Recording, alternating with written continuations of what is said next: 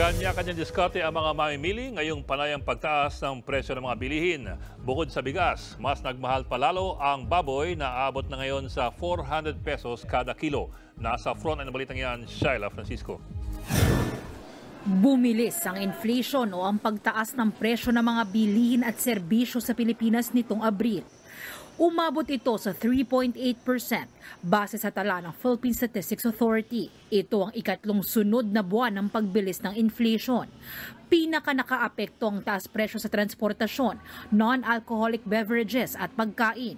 Kabilang ang bigas na bahagyang tumaas ang presyo at aabot na sa hanggang 64 pesos kada kilo. Kaya ang ilang mamimili, pakonti-konti ang pagbili. Tingi-tingi na lang.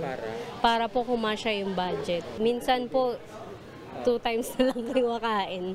Posible naman ang ibalik sa mga palengke ang mas murang NFA rice. Yan ay matapos lumusot kanina sa House Committee on Agriculture and Food ang panukalang batas na layong amyenda ng Rice Tarification Law. Sa ilalim nito, papayagang makapagbenta ulit ng bigas sa merkado ang National Food Authority o NFA na nakikitang makatutulong para mapababa ang presyo ng bigas. Pero daraan pa ito sa ikalawa at ikatlong pagbasa bago ipasa sa Senado.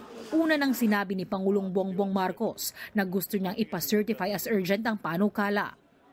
Bukod sa bigas, umaaray rin ngayon ang mga mamimili sa mahal ng presyo ng baboy. Tumaas ng 10 piso ang kada kilo ng liempo at kasim sa Litex Market kumpara nung nakaraang linggo. Mas mahal pa sa ibang palengke sa Metro Manila na aabot hanggang 400 pesos. Nakaapekto daw riyan ang matinding init ng panahon. Lagi na lang nila kinakatwiran sa amin na mahirap pagpalaki ng baboy. Kasi maaraw. Hirit na mga mamimili. Siguro mga 200 plus, 250, mas mababa pa. Medyo mahirap na eh. Oh. Sana bumalik yung mura. Kasi wala na. Ubos lahat ng pera eh. Kulang pang sahod. Pero mismong Department of Agriculture na ang nagsabi, hindi pa babalik sa 200 piso ang presyo ng baboy. Medyo mahirap talaga sa ngayon, no?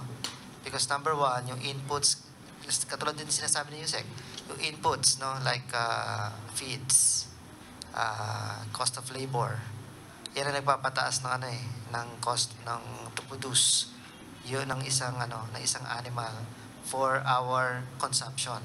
Idagdag pa ang problema sa African Swine Fever o ASF.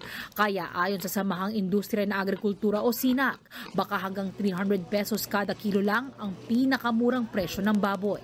Nagbabalita mula sa Frontline, Shaila Francisco, News 5. Mga kapatid, Ed Lingaw po, maging maalam at may pakialam sa mga napapanahong balita sa ating bansa. Para sa mas malalimang pagtalakay at paghimay sa mga issue at headlines, tumutok lamang at pag-subscribe sa social media pages ng News 5.